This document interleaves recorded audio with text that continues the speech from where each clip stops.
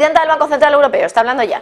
If I start with my integrity point, what we have seen throughout the euro area and in Europe in general is a dwindling use of cash. And this has been certainly accelerated by COVID.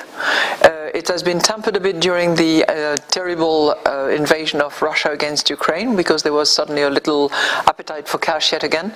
But the general trend is less use of cash and more use of digital payments. The numbers are very clear.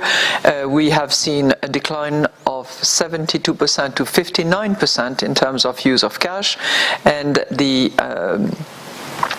digital payment have virtually tripled during that same period of time. So everything is going digital.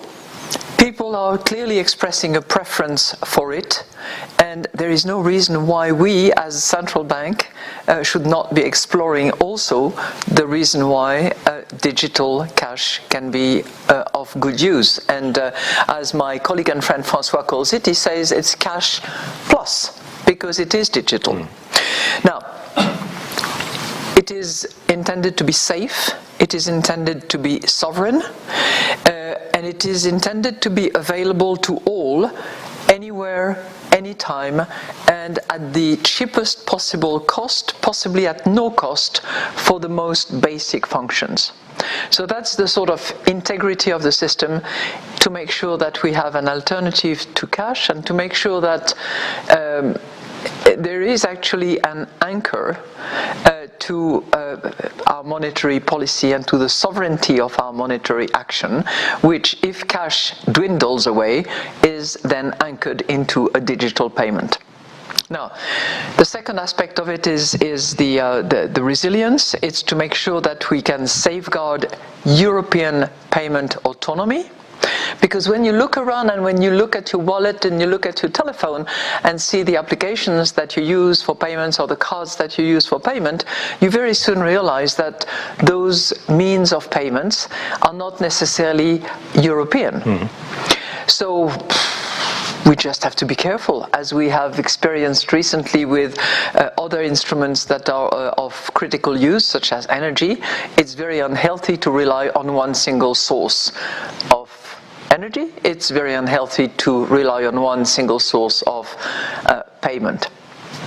I don't need to go into the details of those who operate in that respect, but it's clearly our intention to make sure that we have resilience in that respect as well. Some people will call it sovereign autonomy. I prefer to call it resilience, because that's really what it is. And the final one is that of integration, because in Europe at the moment, there are countries that have their digital method of payment, if you will, but those are, strictly speaking, national instrument, and they can be used in Spain or they can be used in the Netherlands, for instance, because those are two countries that have it, but they're not pan-European and they're not universal. So our point is universal, available to all, so it's also an inclusive instrument, because you don't necessarily have to have a bank account to use the digital euro, and it should be available anywhere, anytime.